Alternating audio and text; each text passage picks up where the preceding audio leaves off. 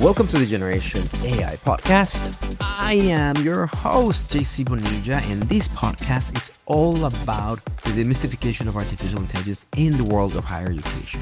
And of course, I cannot do this by myself because every Batman needs a Robin, or every Robin needs my Batman. So I give you my Batman, Ardis Kadiu. How you doing, my friend? Hello, Dr. Bonilla. How are you? You do look very professorial today, I do have to say. You're wearing the glasses and a button-down shirt. Look, it's not professorial. It's called entropy. My eyesight is going to the gutter. It's going to shit. I cannot see. So these are reading glasses, my friend. So thank you for the compliment that it looks academic and smart. But inside of me, I just think I'm old because I cannot see things. I'm going to be that guy who opens the phone and it's like, font 10,000 and everyone can see their messages. It was great seeing you, last week at the Engage conference. I was going to ask you, Ardis, you look a little banged up, I don't know, maybe too much alcohol, too much socialization, too much success. What has happened this week that makes you look so like you need a little bit of a sleep for the weekend? It's the crash. It's the crash after the high, It's like it was just so many amazing things that were happening. We introduced new products. We had over 400 people at our Engage conference here in Raleigh.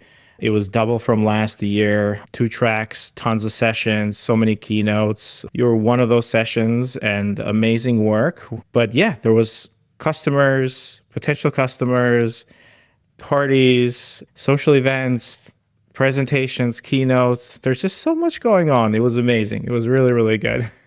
So as I introduce this podcast, every Robin needs a Batman. So Ardis and I, that dynamic duo. For that dynamic duo, you always need a funder or a Wayne Enterprises. And that happens to be Element 451. And Element 451 puts together this yearly conference for its partners, Engage. And Engage 2024 was fantastic. Ardis' team does a marvelous job. I'm very, very impressed of the energy. And I have to tell you that if you're listening to this, chances are that you're a partner. And if you're not listening to this, you are missing out on an opportunity to really understand how institutions who use Element are writing the code of how AI technology, student engagement, registrations, marketing, and I guess impact all come together. It was a fascinating couple of days. So thank you for inviting us, and really, really marvelous job, Ardis. I appreciate it. One thing, just one conversation or one moment that it's still playing in your brain. Anything that you can share that was like, I spoke to this person, I saw this chat. What is the one livid moment right now in your brain? Go. Well, I was standing in the back of the room of one of the keynote speakers. It was Dr. Janice Spriggs, and she's president of Forsyth Technical Community College. And she was talking about AI. Her team has done an amazing job in terms of adopting AI, but she was telling her personal story, right? The personal story about growing up on tobacco farms and kind of how AI and the impact of evolution around education and how it can kind of help us kind of amplify a lot of that stuff. And I was looking at the room and a lot of folks were just nodding. She's just an amazing storyteller. They were nodding. They were just, loudly saying yes and, agreeing and taking pictures of her stuff. And there was over 400 people. The room was packed. And I was standing in the back and I'm like, holy shit. It was like just a few years ago, there was literally just 10 or 20 of us. And now we have so many people getting this amazing content, being able to interact with a leader from an institution like that. And it just made me a little bit humble, It's like, it was one of those moments, It's like, okay, this is a little bit bigger than just a few folks right now. Oh, I love that. In the spirit of storytelling, we have a really interesting technical story that we want to unpack today. Ardis, I know that you are an expert on many things, but this topic may be new to you. It's also new to us. And we are going to be showcasing probably one of the biggest unlocks of model safety. Everyone feels that general AI is going to come and kill us because we don't know what it does. So over the past month, a body of work has come to us that unpacks the first iteration of truly unboxing this black box of generative models. And this actually is work from Anthropic that has the family of Claude models. Artists, to anchor this on a technical word, today's conversation is about model interpretability. Can you just remind everybody what is model interpretability under the lens of machine learning and whatnot? This model is not interpretable, or what is, like, we have advances in interpretability. What does that mean? Can you break that up for everybody? Yeah. So when you're building a predictive model, essentially you're learning from data, right? And you're learning from that data in a way that you're able to predict things in the future. So based on those patterns that you learned from that data. And in a lot of models and smaller models or things like that are predictive models, we try to understand, it's like, what are features of importance, right? We try to understand, like, what is important, like what patterns were found in the data that are going to make an impact on the predictability. And then we try to think about what are the top 10 features. So if you're doing predictive modeling in the past for student enrollment or other things, like, that's the ability to say, okay, this feature is important, this feature is not important. When you think about and you move on to this neural network type models, and specifically the large language models, the amount of features that are in there are in the billions, right? We're talking billions and billions and billions. And not only that, but also those features are multi-layered features. So meaning that this feature that you're putting into here is now going into another feature, to another feature, to another feature. So the permutations become, tremendous. It becomes really impossible to understand the effect of an input to an output, right? And this is really what we're calling a black box, right? So the black box is that we cannot figure out why that output became that output. Exactly. So it's a black box. Essentially, we're putting things in and we're getting things out. And the only way that we can kind of figure it out, or we can't actually, or the only way we know is, like, let's just test a whole bunch of stuff, right? So that's kind of been the mentality, or that's been the state of the art in terms of testing or figuring out interpretability for these black boxes, which are large language models. And this black box effect has played out significantly in the past quarter, where partners in the LLM world get freaked out because, I don't know, all the racial profiling that a model does. Like, why? How can we get a African-American George Washington as the first visual, right? Why is it that it's amplifying this voice, lowering this voice? Sometimes because of, in the absence of understanding the black box, there are hard coding mechanisms that basically tell the algo, do more of this, do less of that. And just basically because of our lack of understanding of this black box. So what this body of work, which actually is a technical paper, it's called Scaling Monosemanticity, right? And it has a beautiful kind of presentation for everybody that I recommend you read. It's called Mapping the Mind of a Large Language Model by Anthropic. It's back in this technical work. So to set the stage, think about this black box not as us humans, because we talk about layers and neurons and all this type of work. It's in a way mimicking how we think. So, Ardis, I'm going to ask you a question, and then don't say it, but think about it, right? So, what is your favorite drink? Right? So, Ardis just thought about it. So, that's basically one layer. I am giving Ardis an input, and something happened in his brain, and then he thought of, what's the answer, by the way? An old-fashioned. Old-fashioned. I bet you if I ask Ardis the same question a month later, and it's not 9 in the morning, but it's something else, and he hadn't had a conference, the answer may be different. He could have said, I don't know. He maybe felt like, I don't know, Cabernet Sauvignon or coffee or whatever, right? Tea, water, you're thirsty. So what you start seeing is that in the input, your brain connected and then visualizes this thing, and then it comes out once you do it.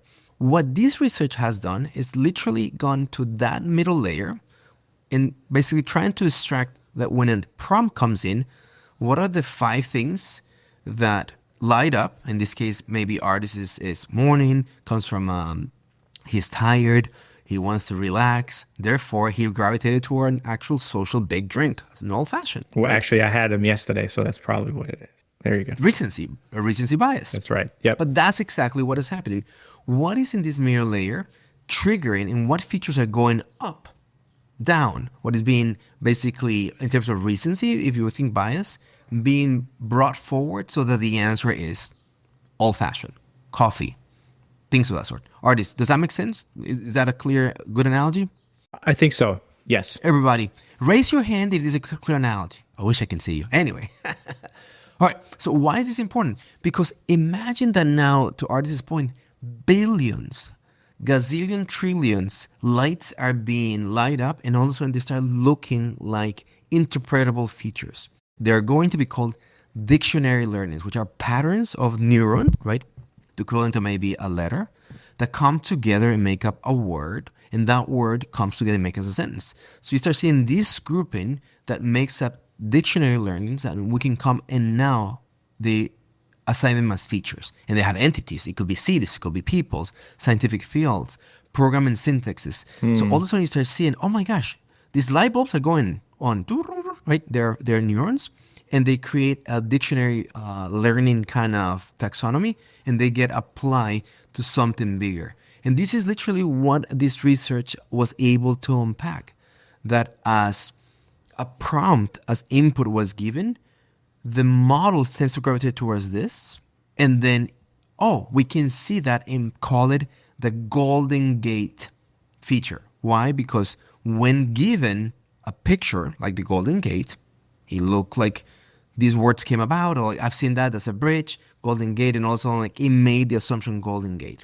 When we gave the prompt or the input of Albert Einstein, give me this answer in the form of Albert Einstein, the algo starts thinking Albert Einstein entity, and it starts basically, these features are starting to pop. Artists. So if I look at this, then you start, comparing it to kind of the human brain, because I've kind of been a little bit of a geek in terms of like behavioral psychology and kind of how the brain works and things like that. So you start thinking about this, it's like this idea of concepts, right? So it's like you have this idea of concept, and in your brain it's not a concrete thing. It's like a lot of things just get attached to this idea of concept. So when you're talking about the Golden Gate Bridge, it's the concept of a bridge. So you think about bridge, you think red, you have the picture of the bridge, you have maybe San Francisco, that's part of it. You have a whole bunch of other things that are associated with the concept of the Golden Gate Bridge. And that's kind of how there's this mirror between how our brains work, the human brain, and how these large language models work. We had an intuition before that the form or the nature of this neuron-based architectures with the transformers, they were very similar to our brains, but we didn't really have the facts and understanding that that's how it works. So now this puts that a little bit closer together, right?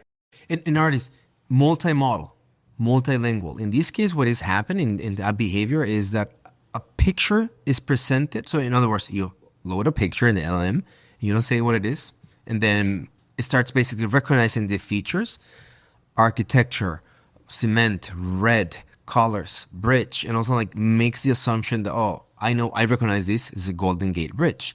And then it's doing this in different languages. We can see on these exhibits in the research how he's doing it in English, in German, in Russian, in simplified Chinese. It's fascinating and really, really opportunistic. So those activate, right? That's what we're talking about. It's like it doesn't matter what the input is, as long as that input maps to kind of an entity or a concept, it's going to activate that set of neurons or that set of the model that's responding to that concept. 100%. So why is this important? And why is this linked to safety and the transparency? Why is interpretability something that we care about? When you come and do a general prompt, you go into your favorite LLM. Hey, what is your physical form? Right? So this is the response of, in this case, Claude. I do not actually have a physical form. I'm an artificial intelligence. I exist as software without a physical body or an avatar. All right? So now let's look for a feature, I don't know what it was called, 1155, and say amplify that. And that's the feature Golden Gate Bridge. So what is your physical form? Same question. You know what the answer of the LLM is? I am the Golden Gate Bridge, a famous suspension bridge that spans and so on and so forth. It kind of gives the whole articulation of the Golden Bridge form. So what we see in these two examples is that when we need to understand how an output comes in, we can start thinking about, I want the constructs, the concepts that Ardis just mentioned to be basically omitted, amplified, or understood. It literally starts giving it that opportunity. What do you think of these, Ardis? This is really interesting because intuitively before in prompt engineering, what we were doing is this idea of embodying a particular persona, right? So we were telling the model, act as this or act as that, to kind of focus it, to guide it in a specific way. But it seems that all that did is activate and amplified, kind of guided it a little bit more towards this concept, right? So it's like we were directing it in a particular space or concept from prompting before, but now you can see that those are actually features that we can activate. But that's interesting. Okay. So a bit of taxonomy. Some of these features can come to us in different packaging. So they could be persons. So if it recognizes, Margaret Thatcher, Abraham Lincoln, when prompts, visuals, multimodal content comes in, it starts basically making this categorization. Albert Einstein, I just mentioned. So we're talking about concrete entities here. Like those are concrete entity features. Correct. But so when we say, give me an answer in the style of Ardis Kadiu, right? These things start popping in. And then we start understanding how the LLM thinks, if you will. Countries that are, features that are countries, right? It's really interesting. The researcher starts doing this very lovely application of LLMs today, which is coding. Give me the Python code. And you start seeing how it has all other constructs. So, features that are activations of tokens. This is a bug mode and things of that sort. Now, it goes really deep because there's also emotional features. So what does that mean with that? That there's a tonality, there is a feature that turns on that looks like it's a desire to be alone. Sadness. Be in and want to be, right? We start seeing multi-prompt aspects of, okay, Kobe Bryant, so comes in, and then you start seeing that the California entity, location, right, comes in. The word Kobe Bryant, the player, right? So capitals, the whole feature of the structure of a sentence, lowercase and also capitals, states, and this is kind of starts blending features. The last example that I give you, which I find fascinating, it's in psychosomatic components, which is basically empathy. Right. Yeah. So you're talking about this. So essentially, this abstract concept features, right? So these are those abstract concept. Yeah, you said empathy, but there's also things like inner conflict, which is a feature, like nearby features that can include things like relationship breakups, maybe conflict allegiances, like logical inconsistencies. Maybe you can say like catch-22 can be a feature nearby as well for that, which is interesting, right? Huh. I want to take also a parallel example, similar to how I started with, the idea of asking artists a question and how our brain thinks in terms of neurons. So artists, why is this important? Why this construct of, which could be emotional entities, and how does that help us really truly understand what AI looks like? So I want to do an example that is very based on neuroscience, if you will, right? So if I give you an insult right now, artists, what's going on, man? Come on, you let me hanging. I told you we are gonna have a drink, and you went for your old fashioned, and you left me by myself. F you, man, right? So all of a sudden, I just attacked artists. In his brain, if assuming that this is real, there's a part of the brain that is activating and it goes into what? Defense mode, right? Because we know is that as our evolution takes place, when in conflict, there's this, maybe what happened a billion years ago is there's a tiger. So we know that in conflict, either run or get scared. And like all those type of neurons are being triggered as I'm giving artists this input, right? And his response could be, I'm sorry, JC, because that's empathetic, artist. His response could be, F you, man, keep up with me. That will be, I don't know, strong and, not thoughtful artist. Or, really? I had no idea what you're talking about. Like, forgetful artist. Like, you start seeing that the same prompt creates these reactions in your brain, right? But then your output could also change. That's exactly what's happening here. That because the input comes in, it should trigger these things, right? So, oh, this is a prompt about anxiety. So the anxiety features come in, but then the output could be tone down the anxiety and make it optimistic, right? Anything that has to do with darkness, with light, with construct of good and bad, you can start basically appending the features and saying, if it has to be positive, look at praise, look at your construct of deities, and so on and so forth. Ardis, does that make sense? It does. Yeah, it does make sense. So this is why this research is very, very interesting and important, because as I said, it allows us to have the opportunity to understand what happens in this black box and open it up. Possibilities are immense, and really importantly, we're just getting started, right? Ardis, are you seeing examples of this where in your schools and element, something comes in and you come out and you're like nervous? Oh my gosh, I hope it gives the right answer and doesn't make us like, what are your needs for opening the black box today in your AI deployment? Yeah, we got this question quite a bit. It's like, what if it doesn't answer the way that we would answer it? Because we have certain norms and certain standards and things like that, and that's the question that comes over, and that we heard it quite a few times this week. It's like, how do you know it's going to answer? Obviously, we're doing a lot of testing and we're doing a lot of prompting and kind of guardrails and things like that in order to make sure that we can get the output as close to what we want as possible. But this is really interesting because we now can understand better how those prompts can work, but also Correct. What I believe is going to be around how the companies and the building these models, can adjust those features to be more important or less important, or to the effect of those, how they can be activated or not activated. And that's a really, really interesting one, because now we start thinking about the safety relevant features, right?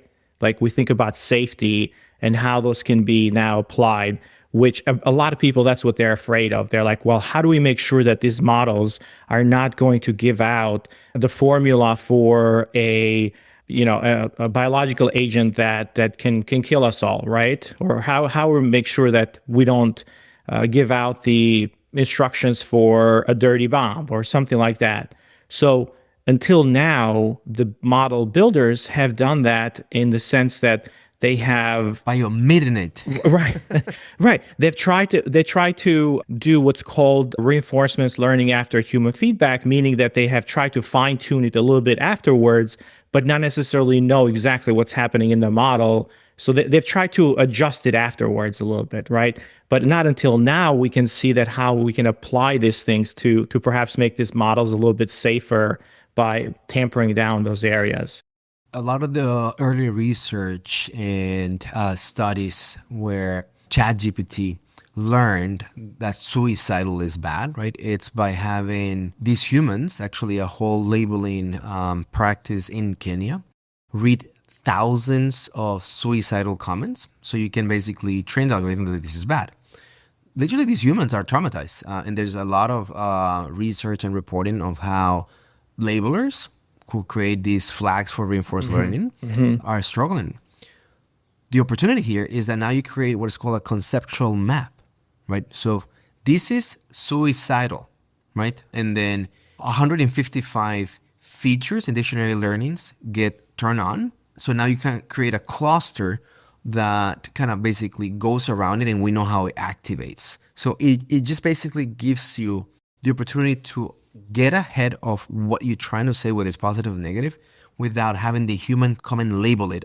This is the word that this is for suicide. And you see a knife, the knife has to be on the skin, cutting, right, for suicide to take place, as opposed to just seeing an arbitrary knife. Yeah. A really interesting example that I think helps you understand conceptual maps, Ardis, in terms of human behavior. Think about it from the following way, right? Let's talk about relationships, right? My wife, she's in charge, right? So I want something at home. I know, I just don't say, hey, can we buy a new TV, right? It's like, why, right? So if I know that I'm going to go into mode of, I want a new toy at home, and I cannot just hang things on the walls, right? Neil, my wife, it's going to have an opinion where it goes and things like that. So that's the outcome. So what happens is in my brain, I start creating these conceptual maps. Hey, honey, how was your day? I've been thinking about this.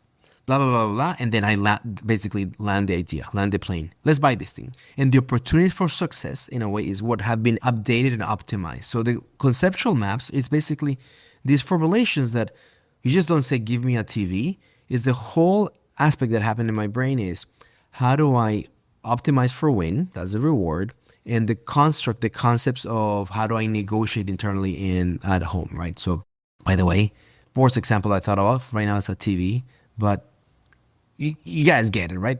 Artists, safety and ethical aspects. Do you believe that this is actually a good opportunity to crack this? That language model mapping, literally doing conceptual models and identifying these features, it's the unlock that we've been talking about for AI safety and ethics. If I do this and we do it at scale, now we have a chance for surviving. What do you think? It's a big question, but this is the opportunity to start unlocking that. Do you buy it? I don't buy it because these models are going to get larger and larger. And right now, it's still millions of different concepts or features. So just like we have different opinions and biases against those features in different cultures, and if we feel like they're important or not, or like it's just going to be very similar here. It's like, okay, who's going to decide if certain things are better or worse around language or around political views and things like that. So we get down a very interesting road, but everybody understands safety. So as long as we kind of figure out how to like change those knobs and make them a little bit more transparent, then it can become easier to figure out. It's like, okay, this is how these models are going to work. Do we want something that's more tuned for this type of outcome or this type of output versus another? It's a little bit differently. But I don't know. It's going to take. It's a good path forward. I'm not sure how far this research is going to go, but it is a really important research trajectory right now that is actually unlocking a lot of the black boxiness that we thought was available in here. And as compute gets better and better, and as we build better models, these smaller models, I mean, of course, they're not small. They're really large, right? We're talking, hundreds and even billions of parameters. Like, we're going to be able to just map out these features, right? But larger models, it might take a little bit longer to do that as these things evolve. And also the architectures. I mean, you have Jan LeCun that says that large language models are not the future, right? They have an intrinsic limitation. Like they're not going to get us to AGI or artificial general intelligence, right? And that's the holy grail that we're moving towards. Everybody's moving towards, and we're giving 2 to 5 years, artificial general intelligence. This idea that these models can learn anything, how to do anything, right? If they don't have to know it. So like, how do you map against that? How do you build those features when those features are dynamic, essentially, right? They can be formed on the fly and they can learn on the fly. So it's like, this architecture might not be the one to get us there, but it is a really good one for the current large language models that we have. Very interesting concept. I think you were talking about two things, in my opinion, that with this current deployment of technology, LLMs, right, as we know them, we're not going to get to the fear of this is going to kill us, right? No, absolutely right? not. But, yeah. But, and that's super fair. But the part that I think is really interesting, which is kind of what you're addressing on the first point, is that the current state of LLMs with its opportunity, right, they're unreliable, right? And we have not understood how to literally influence the model output at scale unless we throw these, label services and whatnot. So I think what this is really interesting is that it could be a work stream for the current limitations of LLM, hallucinations, scalability, lack of training data, so we can actually shape the model towards safety and reliability the way we think about it, knowing that the inspiration for LLMs are human, and you may have like all the constructs all the ideas to behave properly, and all of a sudden, like, you go crazy because the context changes on you. So the models will always have that. But putting this box, understanding this box with guardrails, I think is one of the opportunities that I see ahead. So I'm excited because what it could probably do is that it makes these AI systems more trustworthy, ethical, if you will, so that the next generation, to your point, it just basically builds from this. But if we're going to have a future that builds using general codes, right? If then Gen AI in 2-3 years, it's going to be delivered to us with LLMs 2.0, whatever that is, we're in trouble because the 1.0, we don't understand how it produces things. So I'm excited about that. And it's basically the cumulative practice, the cumulative progress that we need to really, really bring system intelligence to our lives, which we need. Ardis, that's all I have for today. Any thoughts before we say goodbye? No, this is great, and I like this type of conversations because they're really cutting edge and kind of bringing a lot of that understanding in and removing some of the fear that we have, because it's the questions that we're getting when we talk to folks are very different, right? From how do we know the bias is not there, and this idea of bias and ML, machine learning and AI, has been baked into everybody's brain for the last decade and a half now, or even longer than that. And then telling them that, hey, these are fundamentally different systems, these large language models with the neural networks, and they're black boxes. You can't interpret them. It becomes, really uncomfortable. How do you explain that? So now this gives us the opportunity to say, you know what? Yes, we can do that a little bit more. But yeah, this is fascinating. Great research, and hopefully we can bring more of these deep dives in the future. JC, always a pleasure. Thanks for bringing this up and kind of leading this discussion. And it was so great to see you last week at Engage. Looking forward to our next in-person get-together. Thank you. Thank you, my Batman. And remember, for every Robin, there is a Batman. Bye, everybody. Thanks, buddy. Have a good one. Till next time, everyone. Generation AI is part of the Enrollify podcast network. If you like this podcast, chances are you're going to like other Enrollify shows too. Our podcast network is growing weekly, and we've got a wide range of marketing, enrollment, and higher ed technology shows that are jam-packed with stories, ideas, and frameworks, all designed to empower you to be a better higher ed professional. Our shows help higher ed leaders and professionals like you find their next big idea. They feature a selection of the industry's best as your hosts, like Jamie Hunt, Seth Odell, Jenny Lee Fowler, Brian Gross, and many of your favorite leaders in higher ed. Enrollify is made possible by Element 451, the next generation AI student engagement platform that's helping institutions all over the country create meaningful, personalized, and engaging connections with their prospects and students. Learn more at element451.com.